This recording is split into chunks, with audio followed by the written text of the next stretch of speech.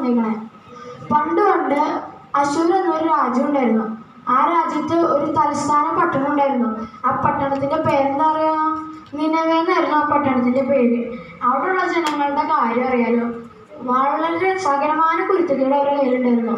അവരാണെങ്കിൽ ഭയങ്കര ദുഷ്ടം പറഞ്ഞവരായിരുന്നു. കാണുന്നൊരു പരിധിയില്ലേ. യേശുവിനാണെങ്കിൽ ഇത് കണ്ടുകൊണ്ട് പൊറുതി കൂട്ടി. അപ്പൊ യേശുവിനെ വിചാരിച്ചു, യേശുവിന് തീരുമാനം എടുത്തു, ഇവരെ ഞാൻ നശിപ്പിക്കും. പക്ഷെ അതിന് ഒരവസരം കൂടി, 40 ദിവസത്തിനുള്ളിൽ ഇവർ മാനസാന്തരപ്പെട്ടില്ലെങ്കിൽ ഇവരെ ഞാൻ നശിപ്പിക്കും.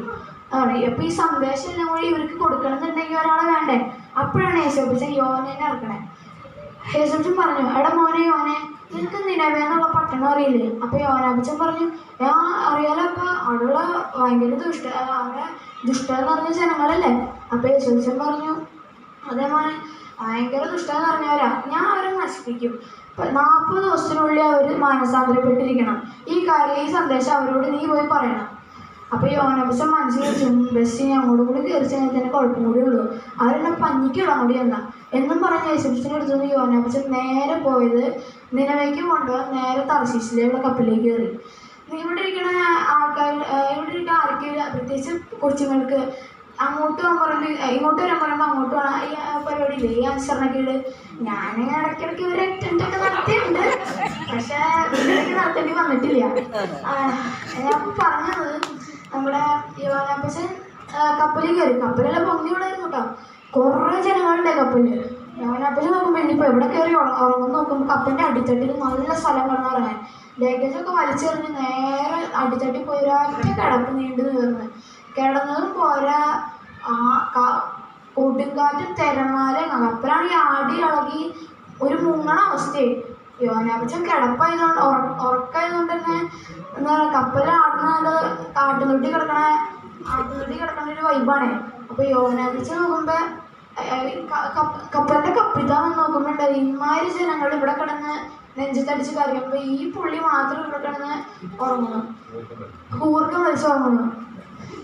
ഇയാളെന്ത് പൊട്ടനോ? ഡോ എഴുന്നേക്കടോ. ഇമാതിരി ജനങ്ങൾ അവരവരുടെ ദൈവത്തിനോട് പ്രാർത്ഥിക്കുമ്പോൾ താൻ മാത്രം ഇവിടെ കിടന്നുറങ്ങണോ? തൻ്റെ ദൈവത്തിനോടൊന്ന് പ്രാർത്ഥിക്കണോ?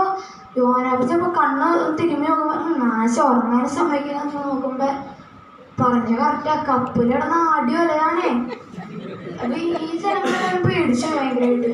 അപ്പൊ അവര് നിറക്കിട്ട് നോക്കാന്ന് വിചാരിച്ചു. നറുക്കിട്ട് നോക്കുമ്പോ അതുവരെ യോനാപ്പച്ചൻ മിണ്ടിയില്ല കേട്ടോ. നറുക്കിട്ട് നോക്കിയ സമയത്താണ് എല്ലാവർക്കും കിട്ടിയ യോനാപ്പച്ചന്റെ വില. ഇവരെല്ലാം പറഞ്ഞു, ഞങ്ങൾ തന്നോട് എന്ത് ദ്രോഹം ചെയ്തിട്ടാണോ, ഞങ്ങളെ കൊലയ്ക്ക് കൊടുക്കാൻ എന്തിനാണോ ഈ കപ്പലിൽ വന്ന് കയറി, ഓരല്ലാതെ വന്ന് കയറിക്കോളും, ഇപ്പൊ ഞങ്ങൾ എന്താ ചെയ്യണ്ടേ? അപ്പൊ യോനാപ്പച്ചൻ പറയും, നിങ്ങളൊന്നും ചെയ്യണ്ട, എന്നെ ആ വെള്ളത്തിലേക്ക് എടുത്ത് എറിഞ്ഞാൽ മതി എന്ന് പറയണ താമസം വാരി തൂക്കി ഓർമ്മയുള്ളു. ആ കണ്ണുറന്ന് നോക്കുമ്പോ ഒരു ഗുഹ വരുത്തൊരു സ്ഥലം, എന്ത് ചൂടെന്ന് പറഞ്ഞ് കണ്ണും മര്യാദയ്ക്ക് തിരിഞ്ഞു നോക്കുമ്പോ ഒരു മീനിന്റെ വയറ്റിലാന്ന് മനസ്സിലായി. നാറ്റം. യേശുവിൻ പറഞ്ഞങ്ങനെ കേട്ടാൽ മതിയായിരുന്നു പറഞ്ഞായി പോയി. അങ്ങനെ 3 ദിവസം യോനാപ്പച്ചൻ അവിടെ കിടന്ന് നിലവിളിച്ചു. യേശുവിൻ യോനാപ്പച്ചന്റെ പ്രാർത്ഥന കേട്ടു. അതുകൊണ്ട് യോനാപ്പച്ചൻ യേശുവിൻ തിമിംഗലത്തിനോട് പറഞ്ഞു, യോനാപ്പച്ചൻ ഉണ്ടായിരുന്ന വയറ്റിലുണ്ടായിരുന്ന മീൻ തിമിംഗലായിരുന്നു കേട്ടോ. തിമിംഗലത്തിനോട് പറഞ്ഞു, അവിടെ ഞാനും ആ കരയിലുണ്ടാവുന്ന ഛർദ്ദിച്ചിടാൻ പറഞ്ഞു. ഈ തിമിംഗല യേശുവിൻ പറഞ്ഞു അതേപോലെ അതനുസരിച്ച് നേരെ പോയി കരയൊക്കെ ഉണ്ടാവുന്ന ഛർദ്ദിച്ചിട്ടു. യോനാപ്പച്ചൻ ഗ്ലാമറുള്ള ഒരുത്തനായിരുന്നേ. പക്ഷെ പുറത്തിറങ്ങിയപ്പോ കാണുന്ന കാഴ്ച, ഈ അൽഫാമും ഗ്രിൽഡ് ചിക്കനൊക്കെ ഇല്ലേ, ലാപ്പരുവത്തിലായിരുന്നു പുറത്തേക്ക് വന്നേ. യോനാപ്പച്ചൻ ജീവൻ കൊണ്ട് ഒറ്റ മുങ്ങിൽ മുങ്ങി അവിടുന്ന് ഒരു ഒറ്റ ഒട്ടം നിനവേലേക്ക് അവിടെ ചെന്ന് ഒറ്റ ശാസ്ത്രത്തിന് എല്ലാം പറഞ്ഞു കൊടുത്തു. അപ്പൊ ഈ പറയണ പറ്റി ഇത്രയും കിട്ടിയിട്ട് പഠിച്ചില്ല. നോക്കുമ്പോ യോനാപ്പച്ചൻ ഇത്രയൊക്കെ ഇതൊക്കെ പറയണ സമയത്ത് തന്നെ യോനാപ്പച്ചന്റെ മനസ്സിൽ ഞാൻ പറയുമ്പോഴേക്കും ഒരു മാനസാന്തരപ്പെടല്ലേ, ഇവര് നശിക്കാൻ കണ്ടിട്ട് ഞാൻ പോകുള്ളൂ പറഞ്ഞ് ഇതെല്ലാം കഴിഞ്ഞൊരു മരത്തോട്ടി പോയി കിടന്ന് സ്വസ്ഥമായിട്ട് കിടന്നിരിക്കുക തണലിന് വേണ്ടി. അപ്പൊ യേശുവിന് ഇതെല്ലാം അറിഞ്ഞപ്പോ ഇവന് ഇതുവരെയായിട്ട് നന്നായില്ലേ, കഷ്ടം എന്ന് പറഞ്ഞ് ആ മരം ഉണങ്ങി കളഞ്ഞു.